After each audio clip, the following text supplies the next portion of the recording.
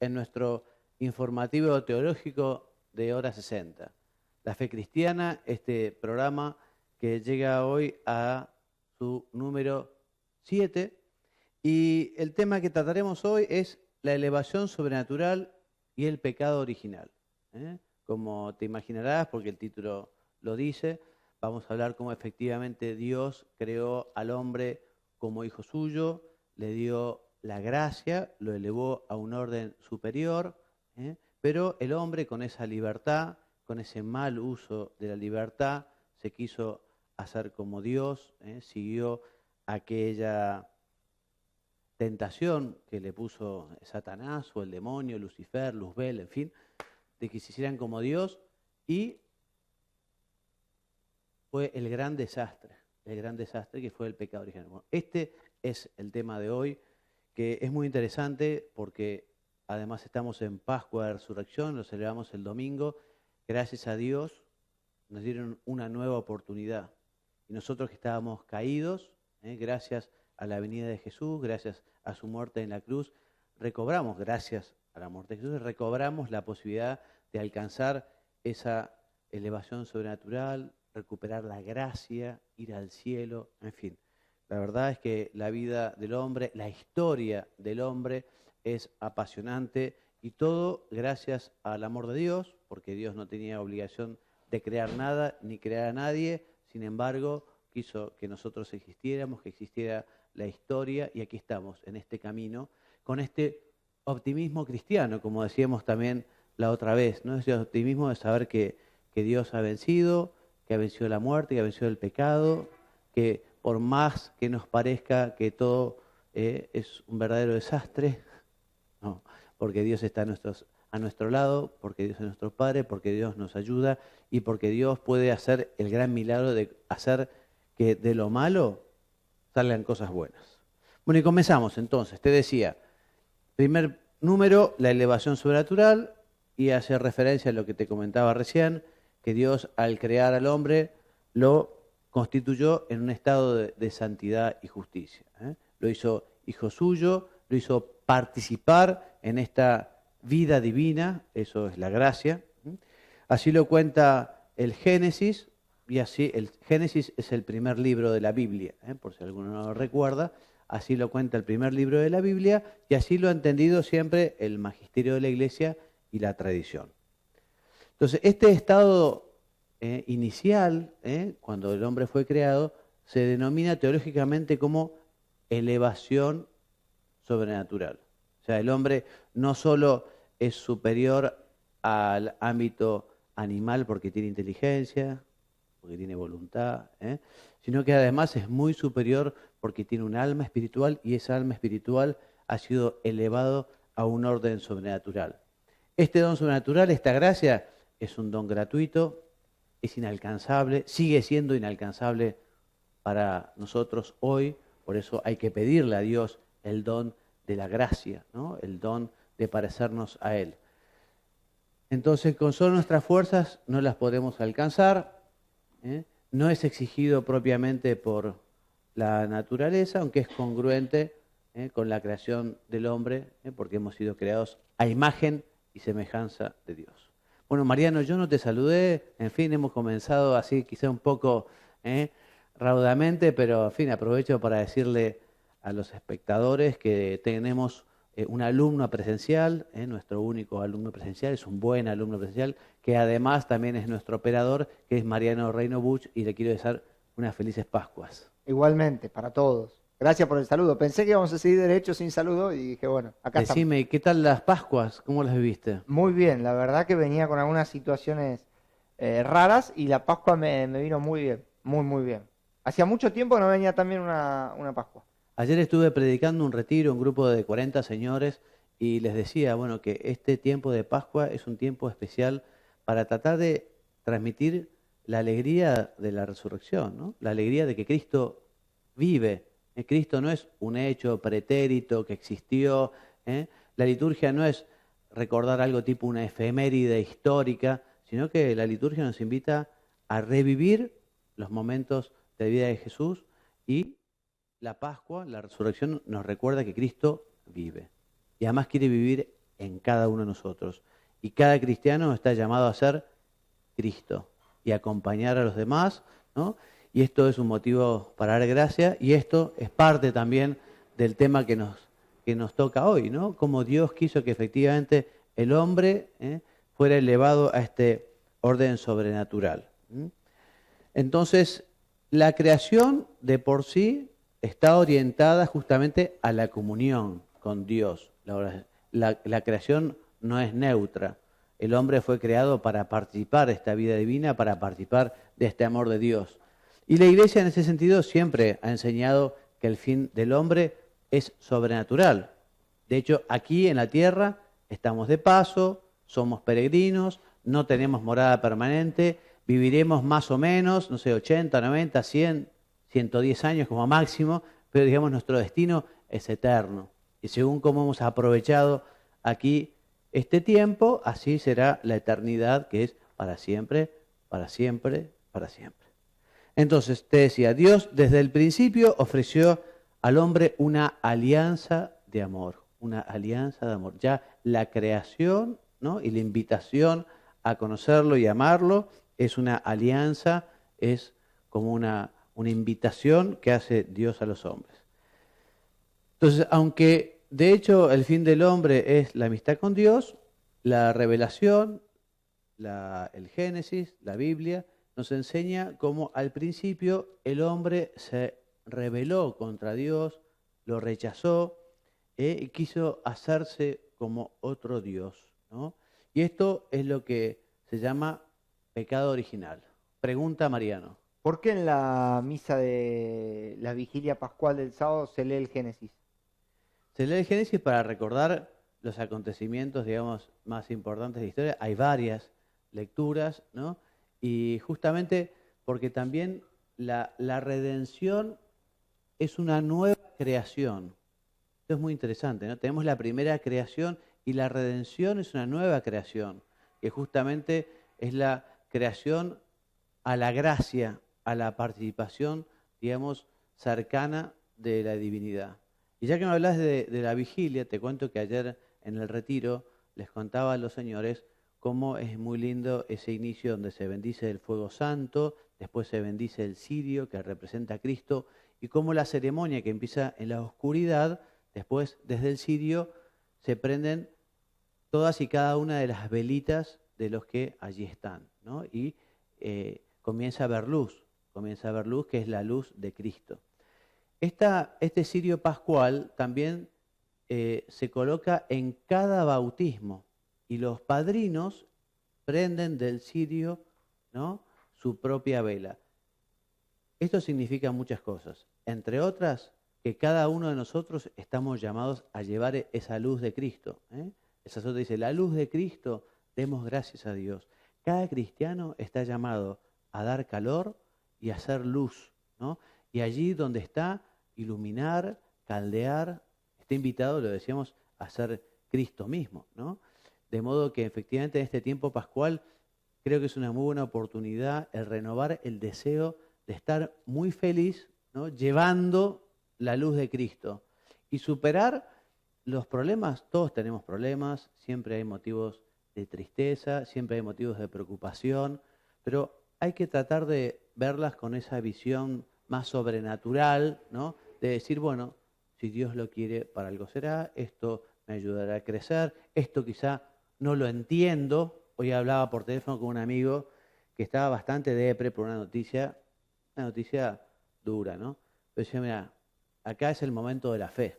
El momento de la fe, dice, mira, esto, Dios, yo no lo entiendo, no lo quiero, pero bueno, así vino, bendito sea Dios, vamos a tratar de capitalizarlo lo mejor posible y después, en fin, después de un momento de tristeza, suele llegar de vuelta después la luz, el color, la sonrisa, la música, que en un momento de oscuridad se ha perdido, ¿no?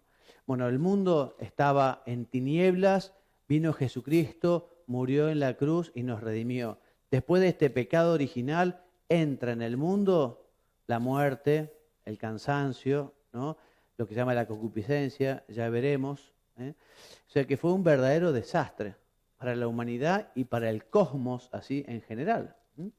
No obstante, este pecado de nuestros primeros padres, Adán y Eva, Dios no corta la amistad con el hombre, le permite estar en conexión con él y además le promete un redentor, un salvador. O sea, Dios promete que esa situación tan catastrófica en la que habíamos caído, ¿no?, con el pecado original, iba a cambiar.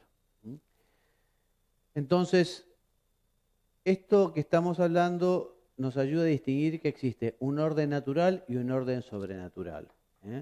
La tradición cristiana ha distinguido el orden sobrenatural, que es esa llamada a la amistad divina, cuyos dones se pierden con el pecado, y el orden natural, que es lo que Dios ha concedido al hombre al crearlo, ¿no?, y que permanece también en su pecado. Pero nos cuenta también la tradición y el Génesis, ¿no?, que el hombre con el pecado original también perdió otros dones sobrenaturales. No solo perdió el estado de amistad con Dios, la gracia de Dios, sino que también perdió unos dones llamados preternaturales. A ver, Mariano, si vos alguna vez escuchaste esto. Porque el hombre, antes del pecado, era inmortal. O sea, la muerte entra con el pecado. El hombre, antes del pecado original, no tenía dolor, ¿no? Eso, el don de la impasibilidad. Y además tenía el dominio de sí mismo, la integridad. Con el pecado entra la muerte, entra el dolor y las pasiones, digamos, comienzan a jugar un papel importante porque el hombre no las domina muchas veces y puede caer ante las pasiones. ¿Vos, Mariano, sos un hombre pasional o un hombre tranquilo? No, soy muy pasional que intento ahora cambiar y buscar un poco más de tranquilidad. Bien, igual las pasiones no son en sí mismas ni buenas ni malas. O sea, No. tener pasión hay que ver cómo uno las canaliza, porque puede ser un apasionado para el bien, ¿no? Entonces eso es una cosa realmente muy buena, pero si efectivamente canaliza uno mal la pasión, puede hacer grandes desastres. Sin duda. No, pero yo estoy con una filosofía que todo lo excesivo es malo. Entonces, una pasión en exceso me parece que también, siguiendo la lógica que estoy intentando implementar, puede ser complejo. Yo no estoy tan de acuerdo. Yo sencillamente lo que haría es encauzar la pasión. Es un Porque desafío, la sí. pasión por el servicio, por la caridad, por el cariño, por la solidaridad, cuanto más mejor, ¿no?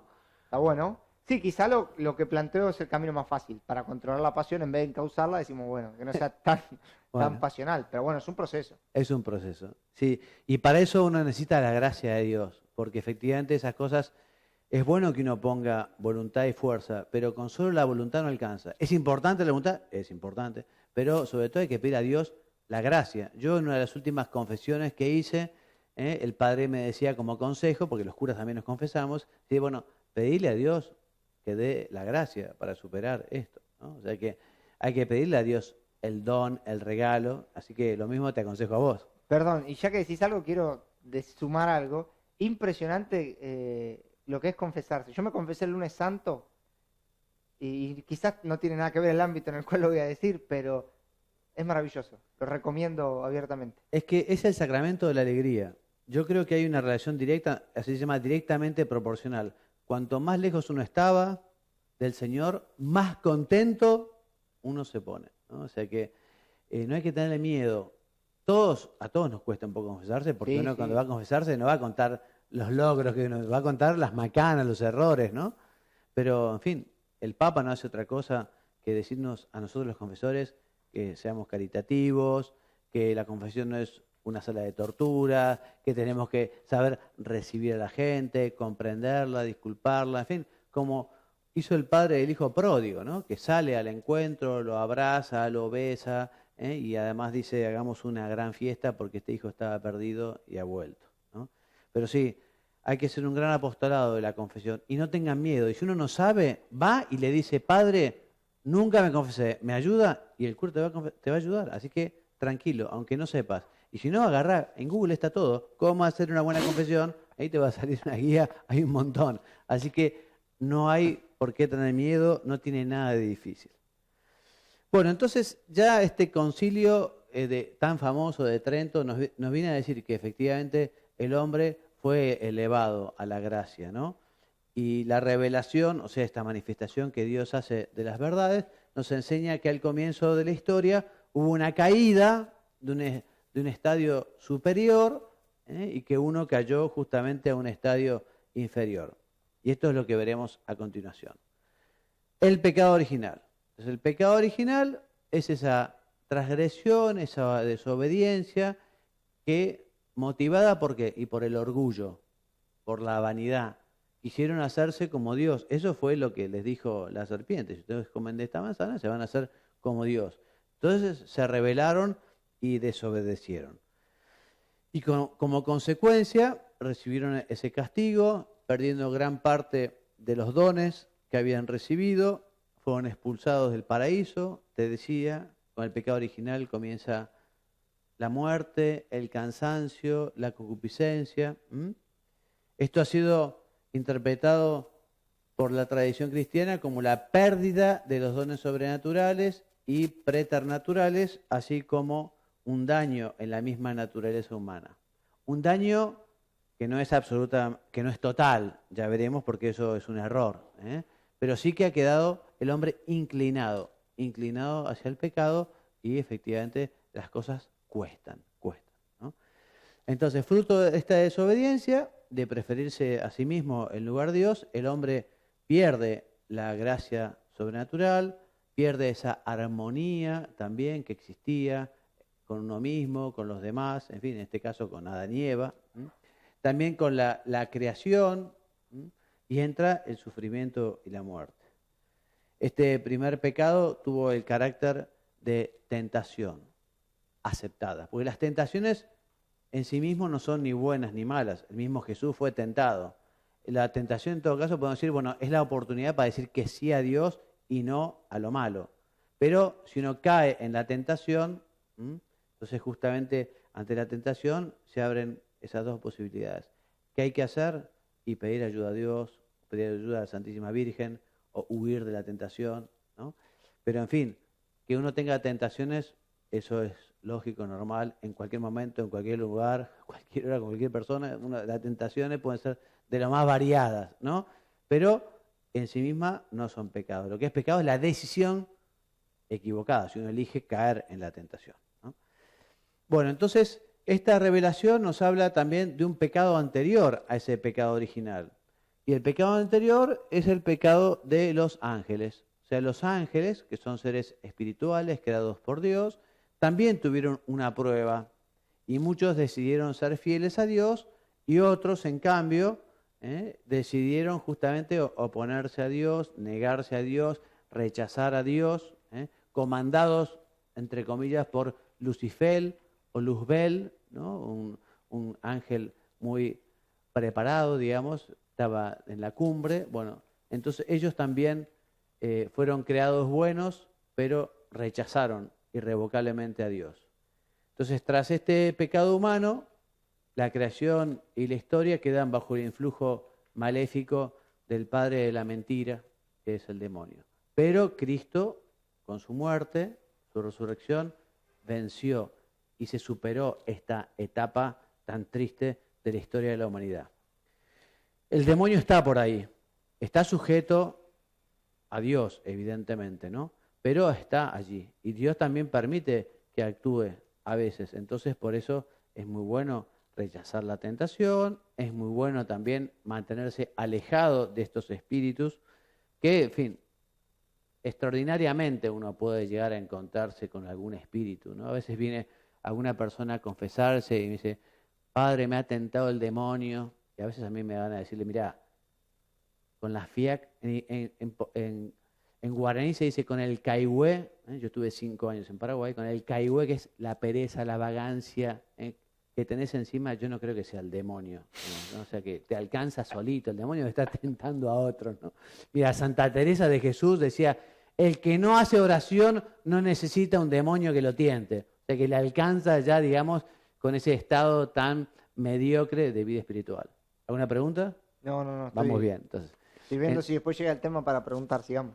Bien, entonces, pero el demonio está e instiga, entonces, en fin, más vale estar lejos. Por eso también es muy bueno, yo les recomiendo tener agua bendita, Hay algo que huye en los demonios, es el agua bendita. Entonces el agua bendita en el cuarto para rociar un poco antes de dormir, hacerse ante la cruz, en fin, echarle a algunos y uno ve que es medio así, capaz que... Pero el agua bendita es un sacramental que nos recuerda nuestro compromiso bautismal y tiene efectos también espirituales. Bien, entonces el demonio causa realmente graves daños en cada persona y en la sociedad, de modo que el hecho de la permisión divina y de la actividad diabólica no deja de constituir un misterio. Es un misterio, porque Dios lo permite. Yo pienso que muchas de las cosas que en la actualidad vemos que son tan tristes, tan feas, tan degradantes, yo huelo, como decía un sacerdote amigo mío, huelo el tufillo de Satanás, ¿no? Porque hay cosas que son tan decadentes, tan antihumanas, tan bajas, que evidentemente allí hay muchos que quizás sin saberlos están siendo instrumentos del mal, instrumentos del demonio. Entonces, les decía que este relato del Génesis, donde cuenta el pecado original, contiene también esa promesa divina del Redentor. Y esta redención ilumina así el alcance y la gravedad de la caída humana, mostrando la maravilla del amor de un Dios que no abandona, que sigue estando cerca, que perdona. ¿Qué nos dice el Catecismo Mariano Leme? ¿Qué es el número 388, por favor? Es preciso conocer a Cristo como fuente de gracia para conocer a Adán como fuente de pecado. Por Adán llegó el pecado, por Cristo la gracia. Por Eva también nos llega la tentación, por María nos llega la salvación. Y el siguiente, Catecismo 385. El misterio de la iniquidad solo se esclarece a la luz del misterio de la piedad. O sea, el misterio de la maldad se entiende, ¿no?, con el misterio de la piedad. La piedad es esa relación que existe entre la criatura y su creador, entre el Hijo y su Padre Celestial. Entonces la Iglesia ha entendido siempre que este episodio como un hecho histórico, o sea, algo que sucedió en verdad. Es verdad, también la Iglesia lo explica, que está narrado, está explicado de un modo catequético, de un modo que podamos entenderlo. Pero esto del pecado original no es un mito, no es un invento. Fue San Agustín justamente el que habla de este primer pecado y lo llama pecado original por haber ocurrido en los orígenes, en el principio. Es un pecado originante de los pecados personales realizados en la historia. Es un pecado que heredamos todos. Y uno dice, bueno, ¿y por qué yo heredo el pecado de Adán y Eva? En fin, dijimos que es un misterio, ¿no? Pero bueno, también a veces sirve para explicar que una persona que era millonaria, fue al casino y perdió todo y el hijo no hereda nada. O aquel otro que hizo mal uso quizás de su sexualidad y tuvo una enfermedad contagiosa y se lo transmitió al hijo, ¿no? Bueno, una injusticia, sí, es una injusticia, pero se debe al pecado, es una consecuencia del mal uso de la libertad. Este mal moral, ya lo explicábamos un poco, se debe justamente al obrar negativo, pecaminoso, al mal obrar del hombre, al mal uso de la libertad, porque el mal no proviene de Dios, tampoco proviene de la creación. Dios todo lo que creó, lo creó como algo bueno, pero la libertad da también esta posibilidad.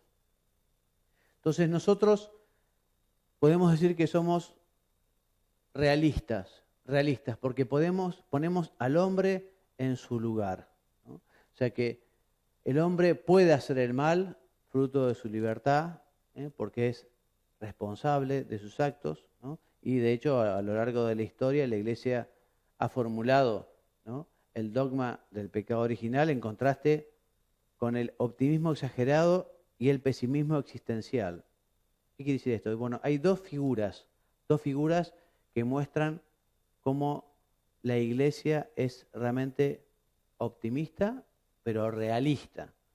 Existe un señor llamado Pelagio, ¿no?, Pelagio, que afirmó que uno podía alcanzar la salvación sin la gracia de Dios, sin la ayuda de Dios. que le alcanzaba con sus solas fuerzas naturales, ¿no? Bueno, esta afirmación la Iglesia la rechaza, la condena. Hubo un concilio en Cartago en el año 418 que, siguiendo a San Agustín, enseñó la prioridad absoluta de la gracia, pues el hombre, tras el pecado, ha quedado dañado. O sea, por un lado tenemos a Pelagio, que dice, no me hace falta la gracia de Dios, yo puedo solo. Y por el otro extremo está Lutero. Lutero dirá, el hombre después del pecado ha quedado tan corrompido, tan corrompido, tan corrompido, que no tiene nada que hacer. Es más, si luchara o luchase sería una manifestación de soberbia, porque el hombre después del pecado original ya quedó absolutamente anulado. Bueno, esto también fue rechazado, también fue condenado, año 1546, por el Concilio de Trento, donde afirma que es verdad, después del pecado original, la naturaleza queda dañada, pero no absolutamente, digamos, muerta, y que el hombre es libre, sigue siendo libre y sigue siendo responsable de sus actuaciones y merecedor de las consecuencias de esa actuación, ¿no? El planteo de Lutero es irreversible, básicamente. Lutero dice que no hay nada que hacer, que solo la fe en Dios, una fe sin obras, ¿no? Dice una metáfora que uno está como navegando en un río putrefacto y asqueroso, que solo cuando es recogido y puesto en un manto divino, Dios lo cubre y perdona todo, ¿no? Porque el hombre no tiene nada que hacer. Bueno, eso no es verdad. El Concilio de Trento dirá que todos los mandamientos se pueden cumplir, que Dios no pide imposibles y que efectivamente uno puede rechazar la tentación, ¿eh? No está ya condenado, digamos, por su naturaleza muerta o dañada totalmente. Entonces, en el fondo de la posición luterana y también de algunas interpretaciones recientes, está en juego una adecuada comprensión de la relación entre la naturaleza y la historia, el plano psicológico existencial y el plano ontológico, y lo individual y lo colectivo. Esto lo vamos a explicar ahora. La primera idea es que es un error interpretar el relato de la caída como una explicación simbólica de la original condición pecadora del hombre. No es algo simbólico, no es algo, digamos, metafórico, ¿no? Por eso dice que esta interpretación convierte en naturaleza un hecho histórico, mitificándolo y haciéndolo inevitable. O sea que no es que ya la naturaleza humana quedó absolutamente perdida, ni mucho menos, ¿no? Ya no es que efectivamente el hombre es naturalmente pecador y no tiene remedio alguno. Lo concreto más bien es afirmar que la condición pecadora pertenece a la historia del hombre y no a la naturaleza originaria, porque Dios creó a Adán y Eva, los creó con la gracia, con estos dones naturales y sobrenaturales y preternaturales. Bueno, entonces, al haber quedado después del bautismo algunas secuelas del pecado, el cristiano puede experimentar con fuerza la tendencia hacia el mal, porque tenemos todos esa tendencia. ¿Qué es lo que tenemos que hacer ante la tendencia al mal? Y no meterse. O sea, uno a veces ya conoció el camino del pecado y del error. Bueno, no nos metamos por ese mismo camino porque sabemos a dónde llega. Entonces lo mejor es tener la valentía de huir, ¿no?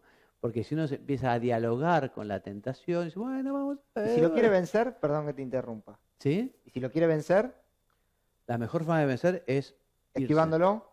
Sí, pedir ayuda a Dios, es no entrar, como hizo Jesús con la tentación. ¿Viste cómo le cortó al demonio cuando dijo, bueno, si de rodillas me adorás, te voy a ofrecer todo? Y Jesús a cada tentación lo cortaba enseguida, ¿no? Entonces es lo que tenemos que hacer con la tentación, cortarla enseguida, no entrar en diálogo, ¿no? Bien. Entonces, ontológicamente el cristiano en gracia es justo ante Dios, ¿eh? Y Jesucristo justamente ahora nos recuperó la posibilidad de estar en gracia de Dios. Y Lutero radicalizó la perspectiva existencial, entendiendo toda la realidad desde ella, que quedaba así marcada ontológicamente por el pecado. O sea, el hombre, según Lutero, ya, digamos, era ontológicamente pecador. Bueno, muy bien. Entonces, la Biblia nos enseña que nuestros primeros padres transmitieron el pecado a toda la humanidad. Esto es un misterio, ¿no? Porque efectivamente hemos heredado este pecado, pero también Jesucristo nos ha regalado el sacramento del bautismo por el que se nos perdona este primer pecado, ¿no? Y por eso dice, la Iglesia ha enseñado tanto, en fin, en el Código de Derecho Canónico, el Catecismo explica cómo los padres cristianos están llamados a bautizar a sus hijos cuanto antes, ¿no? Cuanto antes, porque efectivamente ya en ellos ingresa la gracia de Dios. Pregunta. No, que en este mundo moderno se puso como al año, ¿no? El bautismo, digo, cumple un año y hay que Sí, bautizarlo. sí, a veces lo mejor es cuanto antes. Además, hacemos doble festejo. Festejamos el bautismo. Bueno, eso es lo que a veces se quieren ahorrar, el doble festejo, Por eso, ¿no? claro. Pero no, mejor es cuanto antes. Vos sabés que ha habido una nota explicativa de la Comisión Teológica Internacional sobre qué pasa con los niños muertos sin bautizar, ¿no? Esto lo pidió el Papa San Juan Pablo II cuando el cardenal Ratzinger estaba de presidente en esta comisión, porque justamente San Agustín, hablando de tanta necesidad de la gracia para ir al cielo, se creó, por decirlo de alguna manera, la idea del limbo. El limbo como un lugar donde no se sufría, pero tampoco se gozaba de la presencia de Dios. Entonces, esta comisión teológica estudió las Sagradas Escrituras, vio la tradición, la liturgia, y llegó a la conclusión de que, en principio, no se sabe bien qué es lo que sucede con las almas de los niños muertos sin bautizar. Por ejemplo, la cantidad de abortos espontáneos, ¿no? O procurados, ¿no? ¿Qué pasa con estos niños? Bueno, pero la Comisión Teológica Internacional dice, bueno, si Cristo amó tanto a los niños, todo hace pensar que los niños muertos sin bautizar, como no tienen ninguna culpa propia, gozarían de la visión beatífica. Pero lo afirman como diciendo, es muy probable que sea así, pero saber, no se sabe. Por eso a los padres cristianos se los anima, se los invita y se dice que es una responsabilidad grande bautizar a los niños cuanto antes. Bien, entonces este pecado de Adán y Eva se transmitió por propagación. Es un pecado contraído, no cometido. Es un estado, no es un acto. Así, aunque propio de cada uno, el pecado original no tiene en ningún descendiente de Adán un carácter de falta personal. ¿Se entiende esto, no? ¿Se entiende? Bien. Entonces, para algunas personas es difícil aceptar la idea de un pecado heredado. Y sí, es difícil de entender, pero es parte del misterio. ¿Qué vamos a hacer? Por eso dice también que ante las lamentables consecuencias del pecado y su difusión universal, cabe preguntarse, ¿pero por qué Dios no impidió que el primer hombre pecara? La pregunta del millón. Porque Dios quiso crear al hombre libre, porque quiso darle la oportunidad justamente de alcanzar el premio, ¿no? Léeme, por favor, qué dice San León Magno al respecto. Responde, la gracia inefable de Cristo nos ha dado bienes mejores que los que nos quitó la envidia del demonio. O sea que también lo leímos en la vigilia, o felix culpa, la del pecado original, que nos mereció tan grande Redentor. O sea que fue realmente algo grave y muy triste, pero la redención fue muy superior. ¿Y qué dice Santo Tomás de Aquino al respecto? Nada se opone a que la naturaleza humana haya sido destinada a un fin más alto después del pecado. Dios, en efecto, permite que los males se hagan para sacar de ellos un mayor bien. O sea que fue un desastre el pecado original, pero lo que vino después, con la venida de Jesucristo, fue mucho mejor, mucho más importante, ¿no? De ahí las palabras de San Pablo que dice, donde abundó el pecado, sobreabundó la gracia. Y acá está el himno que te decíamos recién, que se llama el Exultet. Oh feliz culpa que mereció tan grande Redentor. Entonces la Iglesia siempre ha leído el relato de la caída desde una óptica del monogenismo. El monogenismo es que todos descendemos de una sola pareja. Adán y Eva, dos personas, porque existió, digamos, la teoría del poligenismo, pero, en fin, fue, desde el punto de vista de la fe, es problemático, pues no se ve cómo pueda conciliarse con la revelación sobre el pecado original. Esta teoría de que no era una pareja humana, sino que era un grupo. Bueno, algunas consecuencias prácticas y vamos terminando, ¿no? Por un lado, entonces, te hablaba de este realismo cristiano, de que somos pecadores, pero estamos llamados a la santidad, somos pecadores, pero Dios nos da la gracia. Por lo tanto, este realismo cristiano nos permite tener un optimismo real, que supera ese optimismo ingenuo, como también un pesimismo desesperanzado, como el de Lutero, ¿no? El Catecismo, en su número 407, dice: y proporciona una mirada de discernimiento lúcido sobre la situación del hombre y de su obrar en el mundo. Ignorar que el hombre posee una naturaleza herida, inclinada al mal, da lugar a graves errores en el dominio de la educación, de la política, de la acción social, de las costumbres. O sea, es bueno recordar que el hombre, la naturaleza ha caído, que el hombre no todo lo que decide el hombre es bueno, que tenemos esas tendencias desordenadas que hay que sujetar, que no existe una libertad, digamos, de hacer solo lo que uno siente, que siempre será bueno. Eso es un error. Por otro lado, nos da una serena confianza en Dios, Creador, Padre misericordioso, que no abandona a su criatura, que lo acompaña siempre, que lo ayuda, que lo conduce, que no lo deja solo. También es bueno repetir esto: omnia in bonum, todo es para bien. O sea, para el cristiano todo es para bien, aunque parezca que sea realmente algo catastrófico, si lo lleva con amor a Dios, con Dios, para Dios, con reflexión, de eso Dios sacará algo bueno. Por tanto, esta es la conclusión acertada: acepta eso que te parece tan costoso como una dulce realidad, porque de alguna manera misteriosa Dios lo quiere. Después, otra consecuencia es la humildad. Es decir, yo no puedo dominar todo. O sea, yo no puedo dominar todo, hay cosas que me superan absolutamente, por eso busco la gracia de Dios, busco la ayuda de Dios, busco la fuerza de Dios para ir llevando la vida y haciendo las cosas. Además, nos ayuda a distinguir lo que es propio de la naturaleza humana en cuanto tal, de lo que es consecuencia de la herida del pecado.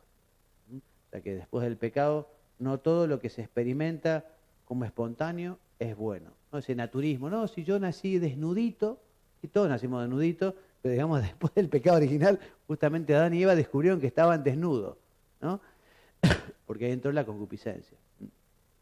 Ayer me mandó, anteayer, un WhatsApp, un profesor de catequesis, diciendo un comentario que le había hecho un papá de su hijo de 3er grado. Decía: estos Adán y Eva, que me tengo que vestir todos los días, que al chiquito le daba fiaca vestirse, y dice: si no hubieran pecado Adán y Eva, uno podría andar así, porque fue el pecado original lo que efectivamente hace que la concupiscencia, porque antes iban desnuditos. Cuando cometieron el pecado, se dieron cuenta, dice la Escritura, se pusieron unos taparrabos, unas hojas allí, en fin. Bueno. Entonces, por eso es preciso combatir por comportarse de modo humano y cristiano. Tenemos que luchar, porque muchas de las cosas que se nos ocurren no son buenas, son equivocadas, son erróneas, son pecaminosas. Toda la tradición de la Iglesia ha hablado de los cristianos como soldados de Cristo, que luchan por hacer el bien. Soldados que llevan la serenidad a los demás, mientras combaten continuamente con esas malas inclinaciones, con esos malos deseos, con esas tentaciones. El cristiano que se esfuerza por evitar el pecado no se pierde de nada de lo que hace la vida buena y bella. O sea, algunos dicen: no, ya la vida es linda y viene Dios a mandarnos sus mandamientos, ¿no? Como si el camino del pecado fuera algo maravilloso. Y justamente es una gran mentira. O sea, el camino del pecado lleva a la tristeza, lleva a la soledad, lleva a sentirse frustrado. O sea, y a veces en algunos se convierte como en un círculo vicioso, ¿no? Buscando solucionar la tristeza, el dolor, la soledad, buscar más pecado, es muy triste. La forma de recuperar la alegría es buscar la verdad, buscar el bien, buscar a Dios.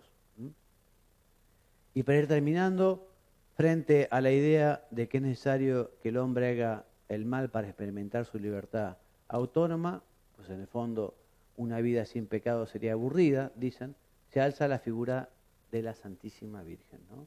Concebida inmaculada, que nos muestra como una vida completamente entregada a Dios, lejos de producir hastío, se convierte en una aventura llena de luz y de infinitas sorpresas.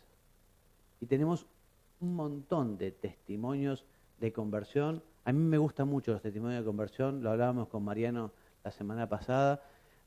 Pongan en internet, busquen historias de conversión en YouTube y van a ver cosas realmente muy lindas, ¿no? Y cómo efectivamente Dios se mete en los corazones de las personas, y esas personas que estaban tan tristes, desoladas, desorientadas, sin darle un sentido a su vida, de pronto cuando encuentran a Dios, cuando encuentran el camino, se les transforma la vida, ¿no?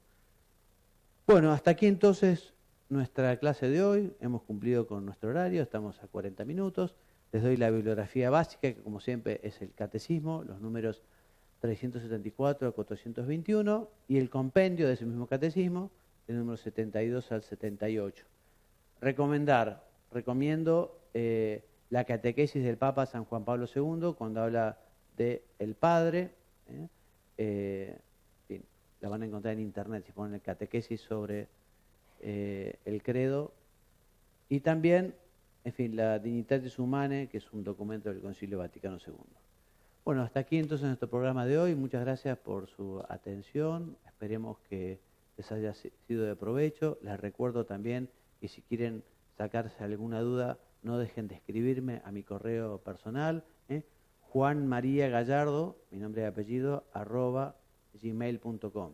Y yo con gusto les responderé o les enviaré alguna bibliografía. Muchas gracias, que Dios los bendiga y los haga muy santos.